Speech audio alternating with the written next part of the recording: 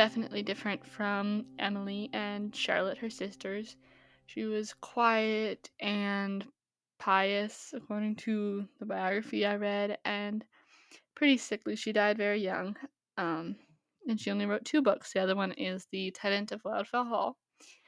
And Agnes Grey is about a governess named Agnes Grey, surprise, which also Anne was a governess at one point, but she didn't like it very much.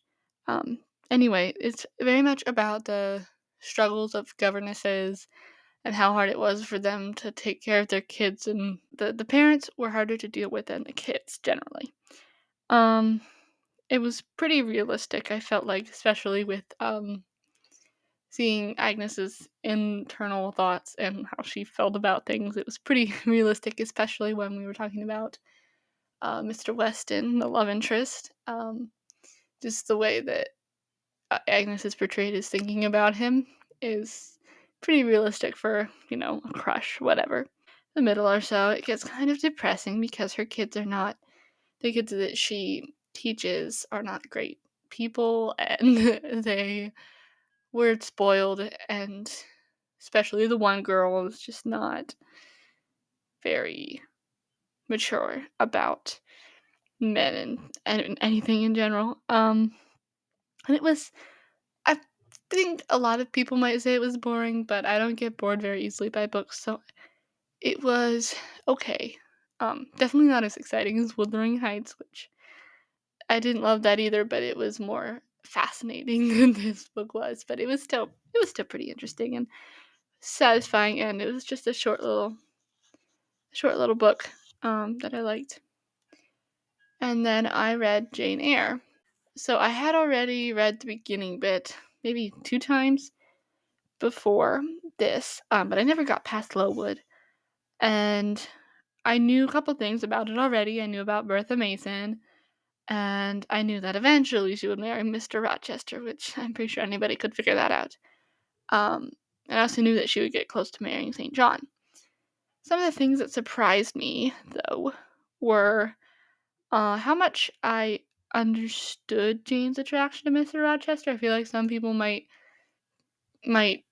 think that's just weird. Why would you like him? Because he's not that nice of a guy. But he is very stoic and commanding, but he's kind of fascinating in a sense.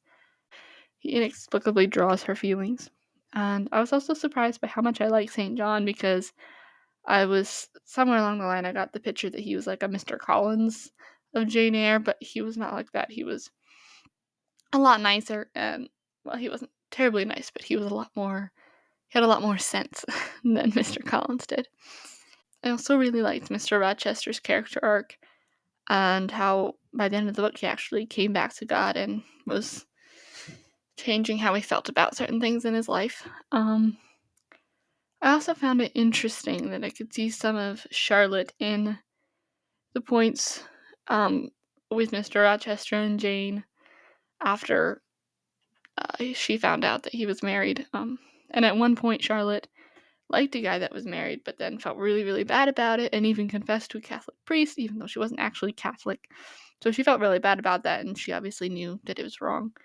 And I see that in how Mr. Rochester felt guilty afterwards, and realizing how wrong it would have been for Jane to continue being with him, and about also in Jane just doing the right thing, even though it was really hard. And I think she showed how hard it was well, because she kind of had a bit of an experience with it.